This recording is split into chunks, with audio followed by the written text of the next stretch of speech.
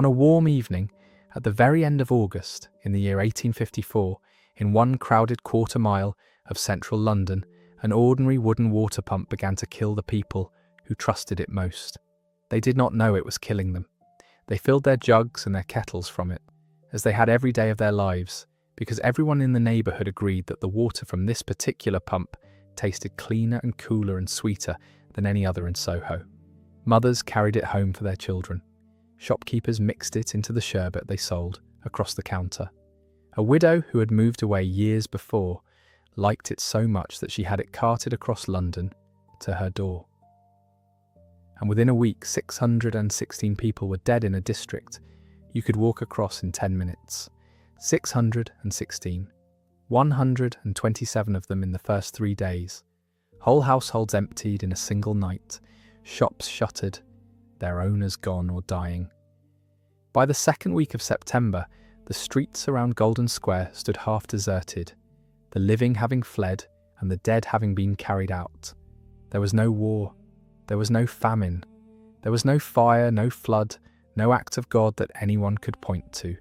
There was only water and a mistake, and an entire profession of clever and well-meaning men who were certain they already knew the answer and were wrong. Because here is what turns this from a tragedy into something harder to forgive. The man who understood exactly what was happening had already published the correct explanation 5 years earlier and had been dismissed. He would prove it again on this very street in the weeks that followed. And the governing authorities of British public health handed the truth twice, would study it, weigh it, and formally reject it, insisting to the end that the killer was not in the water at all. It was in the air. This is the story of how 616 Londoners died within sight of one another, of the two very different men who worked out why, and of the establishment that could not bring itself to listen. It is also the story of a method those men invented on these paving stones. Every time in the modern world that a team of investigators maps an outbreak, traces it back to a single source, and shuts that source down, they are using what was learned here. The reason you can turn on your tap tonight and drink without a second thought begins in a Soho cellar in the summer of 1854. To understand how the best tasting water in the neighbourhood became the deadliest, you have to go back to the world that pump served, and to the city that had built a death trap beneath its own feet without ever knowing it was there. Before we go on, this channel is only just getting started, so if these forgotten corners of Victorian Britain are the kind of history you want more of, take a moment to subscribe, and a like genuinely helps these stories reach more people.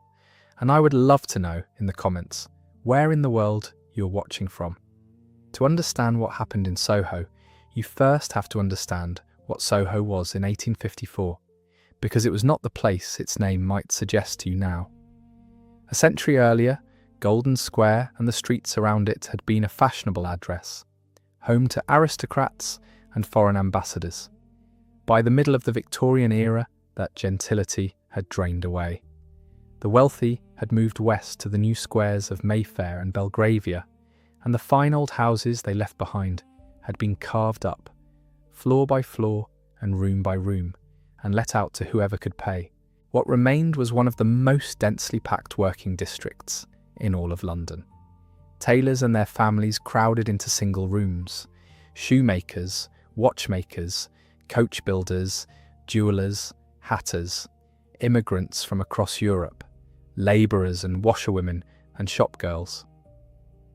On Broad Street and Berwick Street and Poland Street, in Cambridge Street and Marshall Street and the little courts that ran between them, people lived layered one above another, whole families to a room, the buildings themselves settling and cracking under the weight of so many lives.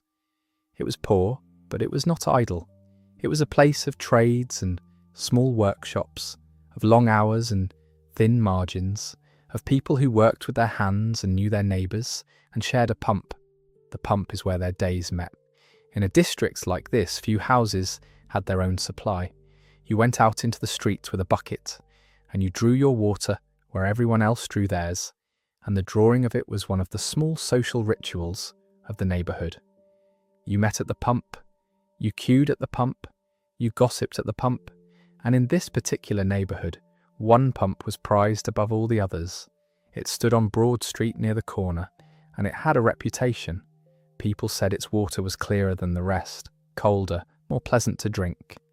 They would walk past a nearer pump to reach it.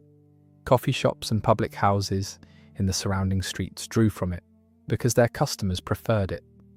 A small manufacturer of sherbet and effervescent drinks a few doors down used its water in what he sold. That reputation, that simple neighbourly trust in a pump that tasted good, is the engine of everything that follows. Hold that in your mind. The water they loved best was the water that would betray them. Now, to understand why a trusted pump could turn lethal, you have to go beneath the street, into the hidden machinery of the Victorian city, because the true horror of London in 1854 was underground and out of sight. Beneath the paving of Soho and beneath most of London lay a vast unmapped honeycomb of human waste. The city ran on cesspits. There were, by the estimates of the day, something on the order of 200,000 of them across the capital. Brick-lined pits dug beneath and behind the houses, into which the contents of every privy drained. They were emptied, in theory, by night soil men who carted the waste away to sell to farmers outside the city. In practice, as the population exploded and the carting grew more expensive, a great many were simply left to fill, to seep, and to overflow. In the crowded courts of Soho, a house might have a cesspit in its cellar. Beside it, sometimes only feet away, might be a shallow well feeding a pump. Water and waste, drinking and sewage, separated by nothing more than a few courses of old and crumbling brick. Nobody thought this arrangement dangerous, because nobody understood that it could be. If the water that came up tasted clean, then the water was clean. That was the whole of the science. Taste was the test. And here lies one of the cruelest ironies of the entire period, one that you must grasp to understand how good intentions made things worse. In the years just before 1854, Britain had begun a great sanitary reform. Reformers had looked at the overflowing cesspits and the filth, and had declared war on them. New laws encouraged, and in places required, householders to abolish their cesspits and connect their drains instead to the growing network of sewers. It sounded like progress, it sounded like cleanliness, but the sewers did not carry the waste to some safe and distant place. They carried it, largely untreated, straight into the River Thames. And the Thames was where a great part of London drew its drinking water. So the reformers, in emptying the cesspits into the rivers, were in truth taking the contamination out of the ground and pouring it into the very supply the city drank from. The campaign to make London cleaner was, in this window of years, helping to spread the disease it was meant to defeat. The men leading that campaign had no idea. They believed, sincerely and completely, that they were saving lives. To see why they believed it, you have to understand the single idea that governed all of Victorian public health, the idea that everything in this story turns upon. It was called the miasma theory, and in 1854 it was not a fringe notion or a superstition of the ignorant. It was the settled consensus of the finest medical and scientific minds in the country. The theory held that epidemic diseases, cholera among them, were caused by miasma, by bad air, by the foul and poisonous vapours that rose from rotting matter, from sewage, from stagnant water, from filth of every kind. Disease, in this understanding, was something you breathed. Where the air stank, there sickness bred. It was an old idea, and it had the great advantage of matching what people could plainly observe, because disease did cluster in the poorest, dirtiest, most foul-smelling districts. The theory looked correct. It simply mistook the reason. Its most powerful champion was a lawyer and civil servant named Edwin Chadwick, one of the towering figures of Victorian reform, the driving force behind the great sanitary movement, and a leading light of the General Board of Health, the body the government had created to oversee the nation's response to exactly this kind of crisis. Chadwick and the men around him were not villains. They were reformers of real conviction who had done genuine good, cleaning streets, clearing filth, pushing sanitation up the national agenda. But they were certain, absolutely certain, that the enemy was smell. Fight the stench, they believed, and you fight the disease. And because they were certain of it, they were not looking at the water. They had told themselves the answer already, and a man who is sure he already has the answer stops asking the question. Into this world of confident and mistaken men came one who was not confident of the consensus at all, and he is the first of the two figures you must follow through everything that came after. His name was John Snow. He had been born in York in 1813, the son of a labourer, one of 9 children, a man who had climbed by sheer discipline from modest beginnings into the front rank of London medicine. By 1854, he was among the most respected physicians in the country, but not for anything to do with cholera. He was the leading authority in Britain on the new science of anaesthesia.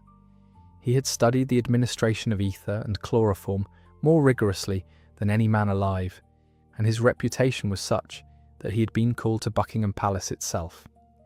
In 1853, he had administered chloroform to Queen Victoria at the birth of Prince Leopold, and he would do so again for the birth of Princess Beatrice. The Queen of England had breathed the vapours he prepared. He was, by every account, a singular man. He neither drank alcohol nor ate meat. He was solitary, precise, endlessly patient, a collector of data and a maker of careful measurements, a man far more comfortable with evidence than with company. And he had a conviction about cholera that set him apart from nearly the whole of his profession. Snow did not believe cholera was carried in the air. He believed it was swallowed. Some years earlier, watching how the disease behaved, he had reasoned his way to a radical conclusion that cholera was a disease of the digestive system, that it was spread by something in the water and food that the sick passed on to the well, and that the poison, whatever it was taken in by the mouth and not the lungs. In 1849 he had put this argument into print, in a work titled On the Mode of Communication of Cholera, laying out the case as clearly as the evidence of the day allowed, and almost nobody had listened. He had no microscope image to show them, no visible agent to name, no single decisive proof. The bacterium itself, the tiny organism we now know as the true cause, would not be identified for another 30 years. Against the whole weight of the miasma consensus, against Chadwick and the Board of Health and the collective wisdom of British medicine, one contrarian doctor with a theory and no smoking gun made very little impression. His idea sat on the shelf, correct and ignored, waiting for the catastrophe that would force the profession to look again. That catastrophe was being assembled invisibly in a cellar at number 40 Broad Street, only a few steps from the pump Snow would one day make famous. It was late August of 1854, and in the cramped rooms above the family's small dwelling at number 40 Broad Street, a baby girl had fallen ill. She was the infant daughter of a young mother named Sarah Lewis, and her husband, a constable in the Metropolitan Police. The child had come down with a violent illness that any parent of the time would have dreaded. Her mother did what any mother would have done. She nursed her, she cleaned her, and she washed the soiled linen and the napkins over and over as the child worsened. And then Sarah Lewis did the most ordinary thing imaginable, the thing that turned a single sick baby into 616 deaths. She emptied the buckets of dirty washing water into the drain in the front of the house. It was where wastewater went. It was where anyone would have poured it. She had no way of knowing, no way that anyone in England could have known, that the drain she tipped it into led to a cesspit, and that the cesspit lay barely 3 feet from the well that fed the Broad Street pump, and that the old brickwork between the two had decayed and begun to leak. Understand this clearly, because it must not be misread. Sarah Lewis did nothing wrong. She broke no rule and neglected no duty. She was a frightened mother caring for a dying child by the only means she had, and she poured the water where every soul in London poured such water. That her act became the source of a catastrophe is not her failure. It is the failure of a city that had built its drinking wells next to its sewage and never thought to wonder what might pass between them. Sarah Lewis is not the cause of this story. She is one of its most wounded victims, and before it is over, she will lose more than her baby. But in those last days of August, the invisible thing had entered the water. To grasp what happened next, you need to understand, in the plainest terms, what cholera actually is, and why the pump became a machine for multiplying it. Cholera is caused by a tiny organism that lives and breeds in the human gut, and is carried out in the waste of the sick. When that waste finds its way into water that other people drink, they swallow the organism, it breeds in them, and they in turn pass out enormous quantities of it. Give that cycle a well, a leaking cesspit, and a beloved pump that half the neighbourhood queues at, and you have built an engine that turns one case into hundreds. The water still looked clear. It still tasted, to everyone who praised it, cleaner and cooler than any other. It was, by then, lethal. The evening of Thursday the 31st of August was in every visible way an ordinary Soho evening. The workshops were closing. The public houses were filling. Families sat down to their suppers in rooms stacked one above another, along Broad Street and Berwick Street, and the courts between. Children were put to bed. The pump stood at the corner, worked by hand after hand, as people drew the water for the night and the morning, for tea and cooking and washing, and remarked, as they always did, on how good it was. By the small hours of Friday, the 1st of September, the district had begun to die. It came without warning and with terrible speed.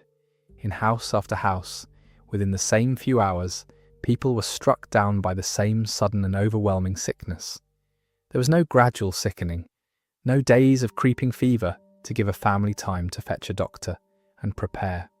A person, well at supper, could be beyond saving by dawn. The disease moved through the tenements of Broad Street the way fire moves through dry timber, and it moved through whole families at once, because whole families had drunk from the same jug of the same water drawn from the same pump. The numbers of that first stretch are almost impossible to take in. In the first 3 days, 127 people in this one small sub-district were dead. Not sick, dead. The bulk of the eventual toll of the 616 would be reached within the first 10 days. This was the most violent, the most concentrated eruption of cholera that London, a city long familiar with the disease, had ever seen in one place. An entire neighbourhood was collapsing inside the span of a single week, and those who could ran. As the scale of it became clear, anyone with anywhere to go fled the district, shutting up their houses behind them and leaving. Shops closed because their keepers were dead or gone. Workshops fell silent. Within days, the streets around the pump, so crowded and noisy a week before, had emptied. One account of the time described Broad Street as half deserted, the shutters up, the doors closed, the living having abandoned it to the dying, a whole working community, tens of thousands of lives layered into a few streets, hollowed out in a matter of days. For the physicians of the day, there was almost nothing to be done. There was no treatment for cholera in 1854 because there was no true understanding of it. The medicine of the age could not replace what the body lost, could not name what caused the loss, and could not, guided by the miasma theory, even point people away from the water that was killing them. Doctors did their rounds among the dying and could offer little beyond their presence. The victims died of cholera, of the collapse the disease brings on, and the physicians could only record it and move to the next house. That is the plain and terrible fact of it, and it is where this account leaves the manner of their deaths. What matters now is that among all the men moving through those streets, one was not looking at the air, he was looking at the pump. John Snow lived nearby, in the West End, close enough that the eruption in Golden Square was almost on his doorstep. He had spent 5 years convinced that cholera travelled in water, 5 years largely unheeded, and now the most violent outbreak he had ever seen had broken out within walking distance of his home. He did not treat it as a calamity to be mourned. He treated it as the proof he had been waiting for, the natural experiment that might finally settle the question. While others fled, Snow walked toward the pump. He began, with the cold method that defined him, to gather facts. He needed to know who was dying and where, and above all, what water they had drunk. To find out where the dead were, he went to the source of such knowledge in Victorian England. The mortality returns compiled by the General Register Office, the weekly tallies of who had died and of what, kept by the office's statistician, a man named William Farr. Farr himself was a believer in the miasma theory, though a careful and honest one who would in time be persuaded by what Snow uncovered. It was Farr's meticulous records of death that gave Snow the raw material he needed. Armed with the addresses of the dead, Snow did something that seems obvious now and was quietly revolutionary then. He took a map of the district, and on it he marked at each address the deaths that had occurred there. A mark for each death, stacked at the house where it fell. And as the marks accumulated, a shape emerged from them, a shape no one had seen before because no one had thought to draw it. The deaths were not scattered evenly across the neighbourhood, as a poison in the general air ought to have scattered them. They clustered. They gathered thickest around one point and grew sparser the further one moved from it. And the point at the dark, dense heart of the cluster was the Broad Street pump. But a map alone was not proof, and Snow knew it better than anyone, because it was the absence of proof that had cost him the argument in 1849.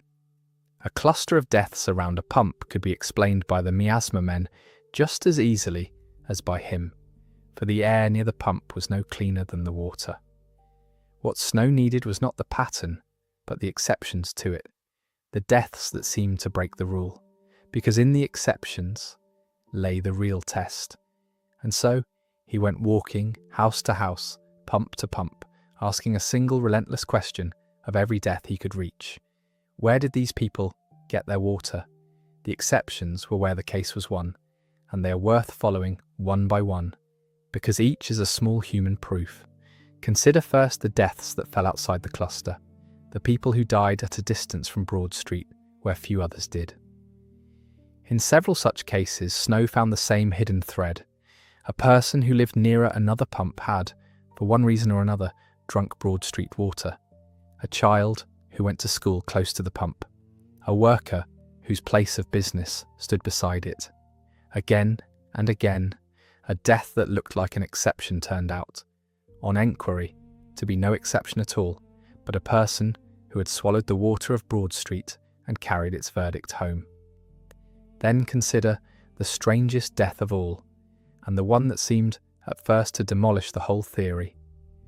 Miles away in Hampstead, in the airy heights north of the city, far from any foul Soho vapour, a widow died of cholera on the 2nd of September.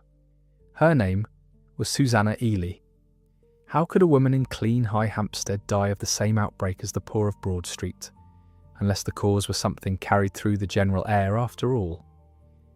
Snow went to find out, and the answer was almost unbearable in its irony. The widow Ely had a family tie to Broad Street. Her sons ran a business in the neighbourhood, a percussion cap works, and she had loved the taste of the Broad Street water so much that away in Hampstead she had a large bottle of it carted up to her regularly because she preferred it to anything nearer. She had drunk it and she had died of it, at a safe and healthy distance from the district that killed her. And a niece who had been visiting her, and who drank the same carted water, sickened and died as well. 2 deaths, miles from the pump, that miasma could never explain, and that Snow's theory explained exactly. And then the exceptions of the opposite kind, the people who lived in the very heart of the death zone and did not die. On Broad Street stood a brewery, the Lion Brewery, employing some 70 men. In the thick of the outbreak, in the deadliest few streets in London, the brewery lost none of its workers to cholera. Not one death was recorded among them. Snow went and asked why, and the answer was almost comic in its simplicity. The brewery men did not drink from the pump. They were given an allowance of the brewery's own beer to drink through the working day, and what water the brewery used came from its own private well on the premises. They drank beer and their own water. They never touched the Broad Street pump, and the cholera that emptied the houses around them passed them by entirely. Close by stood a workhouse on Poland Street, a grim institution crowded with some 530 inmates, packed together in exactly the conditions the miasma theory said should breed disease. If bad air killed, the workhouse should have been a slaughterhouse. Instead of its 530 souls, only around 5 died. Snow asked the same question and got the same kind of answer. The workhouse did not send out to the Broad Street pump. It had its own well within its walls and its own piped supply, and its inmates drank from those. 530 people in the middle of the killing ground, and the killing all but skipped them because they did not drink the water. Look at what Snow had assembled. The deaths clustered on the pump. The deaths far away belonged to people who had drunk the pump's water at a distance. The people who lived beside the pump and yet drank something else were spared. Every thread ran back to the same wooden handle. It was not the air which the sober workhouse and the drinking brewery shared with the dying tenements alike. It was the water, and only the water, and one pump's water above all. By the first week of September, John Snow was certain. He had walked the streets, counted the dead, traced the water, and followed every exception back to its root, and the evidence all pointed one way. Now he had to persuade men with the power to act, and those men did not share his conviction and were under no obligation to trust him. The practical authority over the pump lay with the local vestry, with the Board of Guardians of the parish of St. James, the men who governed the day-to-day affairs of the district. On the evening of Thursday, the 7th of September, they held a meeting, and John Snow came before them to lay out his case. He told them what he had found. He told them that the deaths clustered on the Broad Street pump, that the people who drank its water died, and the people who did not drink it lived, that the outbreak was not in the air, but in the well, and that they should take the handle off the pump and stop the neighbourhood from drinking. Picture the reception. Here was a physician, respected in his own field, but eccentric in this one, standing before a board of parish worthies and asking them to overturn the settled science of the age on the strength of a hand-drawn map and a set of interviews. The miasma theory said he was wrong. The Board of Health would soon say he was wrong. Everything the members had ever been taught said the cause was the foul air of a filthy district, not the clean-tasting water of a beloved pump. They were, by the accounts that survive, deeply sceptical, but they were also frightened men governing a dying parish, and Snow's argument, however strange, offered them one concrete thing they could actually do. And so, sceptical to the last, unconvinced but unwilling to refuse, they agreed to his request. The next morning, Friday the 8th of September, the handle was removed from the Broad Street pump. The neighbourhood could no longer draw its water, and here the facts part company with the legend that has grown up around it, and you deserve the truth rather than the myth. The famous version says that Snow removed the handle and the outbreak stopped, that one decisive act by one clear-eyed man saved the district and ended the epidemic. It is a tidy story. It is not what happened. By the 8th of September, when the handle came off, the outbreak was already collapsing of its own accord. Most of those who were going to die had already died. Most of those who could flee had already fled, taking their thirst for the pump with them. The well's contamination may itself have been fading. The great dying was nearly over before the handle was ever touched. Removing it did not end the outbreak. Snow himself was careful and honest enough never to claim that it had. Why then does the removal of the handle matter at all? If it did not save the district, it matters because of what it was, not what it achieved. It was, so far as anyone can tell, the first time in history that a public health intervention was carried out on the strength of the sober investigation of an outbreak. The first time authorities acted against a specific source because the pattern of the dead had been mapped and the source identified by evidence. The handle came off not because of a smell, or a superstition, or a general fear of filth, but because one man had studied the data and made an argument. That is the thing that was new. That is why the moment endures. Its power is not that it stopped the cholera, its power is that it was reason, applied to catastrophe, and permitted to act. But Snow's case, strong as it was, still had a hole in it, and the man who would fill that hole came at the whole question from the opposite direction and with the opposite intention. His name was Henry Whitehead, and he did not begin as Snow's ally. He began as his doubter. Whitehead was a young curate, not yet 30, assistant clergyman at St. Luke's Church on Berwick Street, in the very heart of the stricken district. Where Snow was solitary and clinical, Whitehead was sociable and pastoral, a man who knew his parishioners not as marks on a map, but as people, by name, by family, by household.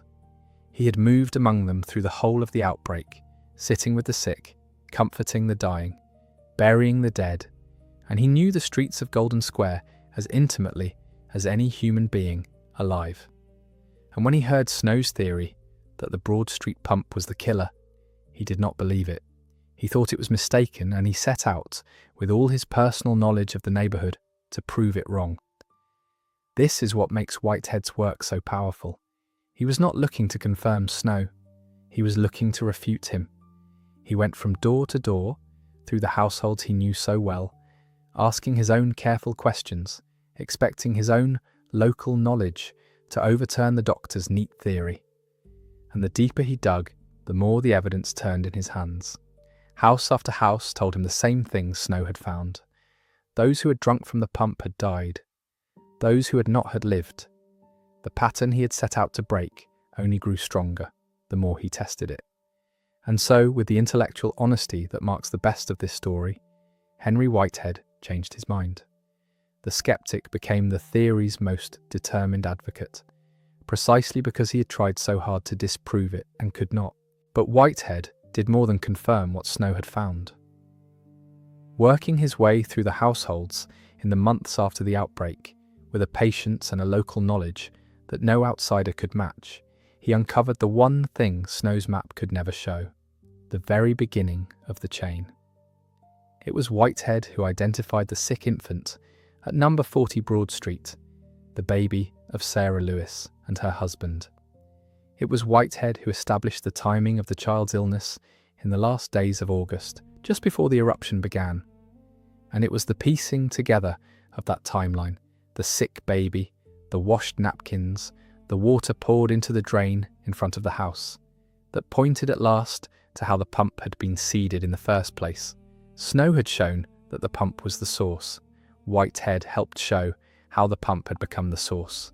And the two halves together made a case that no honest person could dismiss. There was even physical proof in the end.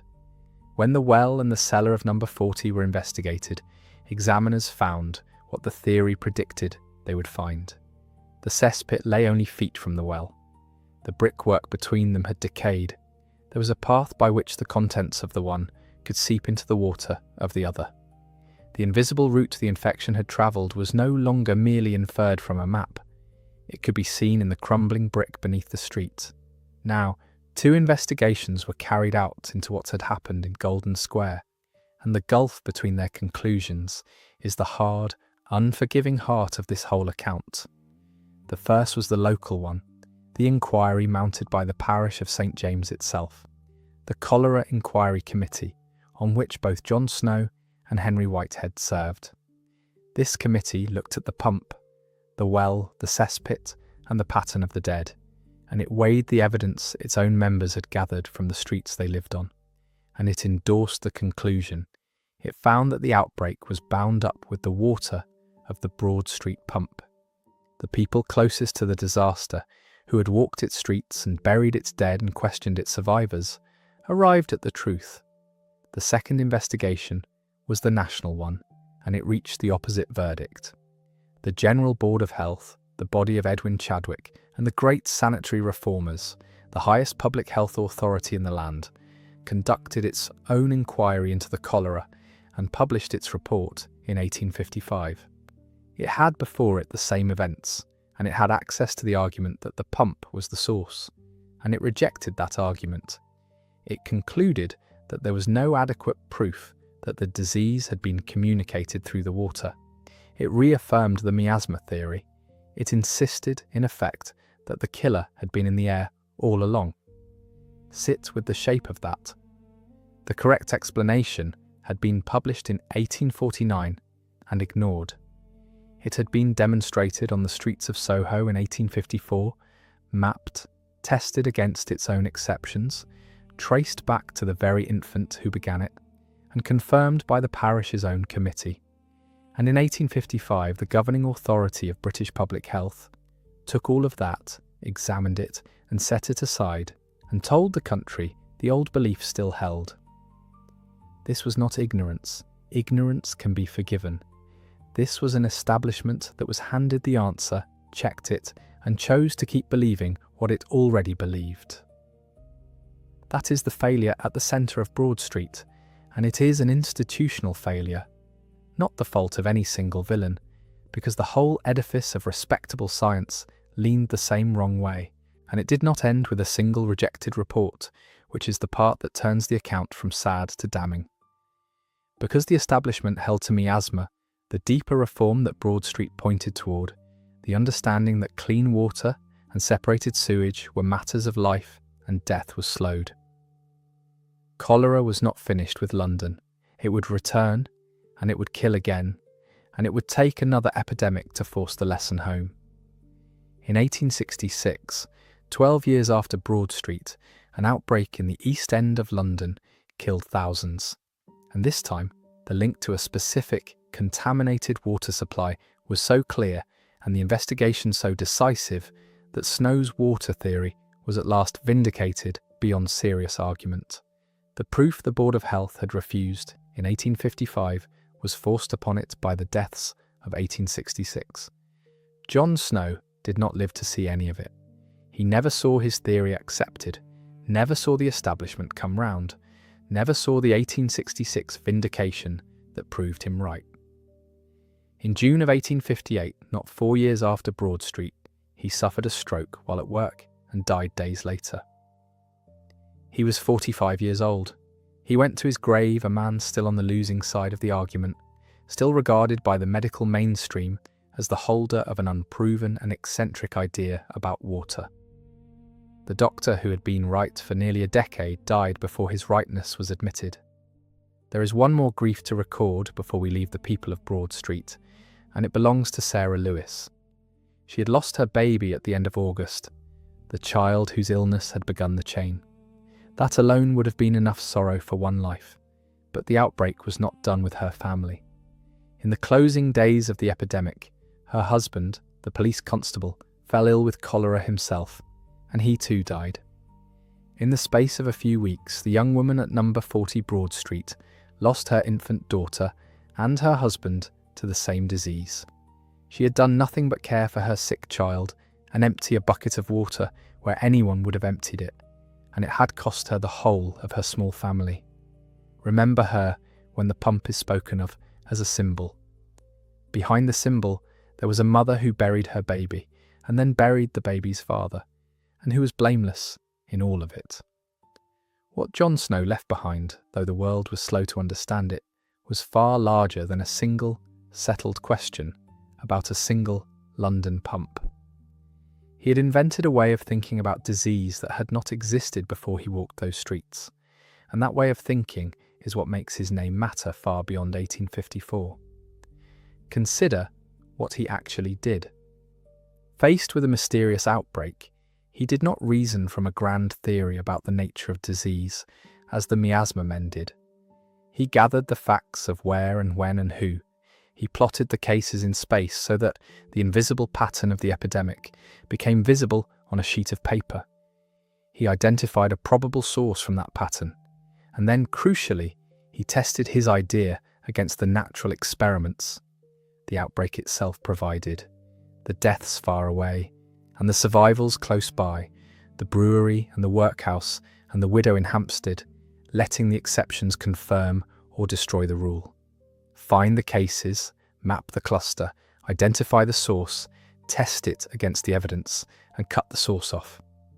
That sequence, so plain once you've seen it, is the founding method of the science we now call epidemiology, the study of how disease moves through populations. John Snow is regarded as its father, and the Broad Street outbreak as the moment it was born. Nor was Broad Street the whole of his work, for alongside it he had been conducting an inquiry on a far greater scale, one that historians sometimes call his grand experiment. Across a wide swathe of South London, two rival companies supplied drinking water to households, sometimes to houses on the very same street, so that neighbours might drink from different sources without knowing it. One company drew its water from a stretch of the Thames heavily polluted with London sewage. The other had moved its intake further upstream to cleaner water above the worst of the filth. Snow set himself to compare the death rates from cholera between households supplied by the one and households supplied by the other, holding everything else, the streets, the poverty, the air, as nearly equal as could be. The households drinking the dirtier water died at dramatically higher rates than the households drinking the cleaner, though they lived side by side and breathed the same air. It was epidemiology on the scale of a whole city, a controlled comparison drawn from real life, and it pointed to precisely the same conclusion as the pump on Broad Street. The water was the carrier. The proof was overwhelming to anyone willing to look, which for a further decade the authorities were not. The larger reform, when it came slowly, and by more than one road. The understanding that a great city must supply its people with clean water and carry its sewage safely away from that water-gathered force through the 1850s and 60s, driven partly by the evidence of men like Snow and partly by sheer intolerable circumstance. In the summer of 1858, 4 years after Broad Street, the Thames grew so foul with the sewage pouring into it that the stench forced its way into the Houses of Parliament themselves, an episode remembered as the Great Stink. And suddenly the men who made the nation's laws could not escape the consequence of pouring a city's waste into its river. Out of that pressure came one of the great engineering achievements of the age. The engineer Joseph Bazalgette designed and built for London an enormous network of intercepting sewers, a system of great brick tunnels that gathered the city's waste and carried it far downstream of where London drank, away from the supply, out toward the sea. It was a monumental undertaking, and though it was set in motion more directly by the Great Stink than by the pump, it was part of the same dawning recognition that Snow's work had helped to force, the recognition that the separation of drinking water from human waste was not a matter of taste or decency, but of life and death. And in the decades that followed, the thing Snow could only infer was finally made visible. In the 1880s, some 30 years after Broad Street, and more than 20 after Snow's death, the German scientist Robert Koch, working during outbreaks abroad, identified under the microscope the actual organism that causes cholera, the tiny comma-shaped bacterium that lives in contaminated water and breeds in the human gut. The invisible poison Snow had reasoned his way to, without ever seeing it, was at last held up to the eye and named.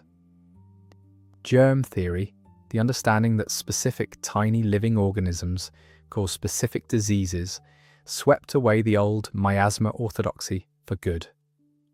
The bad air was gone from medicine forever, and the water Snow had pointed to stood revealed as exactly the danger he had said it was. Now carry all of that forward to your own life, because this is where the pump on Broad Street reaches across nearly 2 centuries and touches you directly. When you turn on a tap in your kitchen and fill a glass and drink it without a moment's thought, you are trusting a principle that was proven on that Soho street, the principle that drinking water must be kept apart from human waste and guarded as a matter of life and death. That trust did not always exist. It had to be discovered, and it was discovered in the counting of the dead around one wooden handle, and the method reaches even further than the water. Every time in the modern world that public health investigators face a sudden outbreak of illness, they do exactly what John Snow did in 1854. When a cluster of food poisoning is traced back through the map of who ate where to a single contaminated kitchen, that is Snow's method. When investigators tracking a new and frightening disease map its cases, identify the places they gather, and move to shut the source down, that is Snow's method. When contacts are traced during a great modern epidemic, and the chain of transmission is followed back link by link, that is Snow's method. The dot on the map beside the doorway, the exception that tests the rule, the source identified and severed, all of it began with a solitary, teetotal doctor walking the streets of a dying parish, asking everyone he met a single, stubborn question about where they drew their water. Broad Street is called Broadwick Street now, and if you walk it today, you will find, near where the old well lay, a replica of the pump, standing quietly among the shops and the passing crowds. Beside it stands a public house, named the John Snow, a working pub carrying the name of the teetotal doctor who never touched a drop, and once a year the members of a society founded in his memory gather to lift a pump handle and set it back again, a small ceremony for a small object that came to mean so much. Most of the people who pass the spot have no idea what happened beneath their feet, that the ground they stand on was once the centre of the deadliest few days that one London neighbourhood had ever known. Return at the last to that warm evening at the end of August, and to the people filling their jugs at the corner because everyone agreed the water there was the sweetest in Soho. They were not careless and they were not foolish. They trusted the thing that had never failed them, in a city that had built its wells beside its sewers and told itself the danger was in the air. The answer that could have saved them had already been written, and would soon be proved on their own doorsteps, and would still be refused by the men whose duty was to protect them. 616 people, 127 in the first 3 days. A widow miles away who only liked the taste, and a mother at number 40 who lost her baby and her husband, and did nothing wrong at all.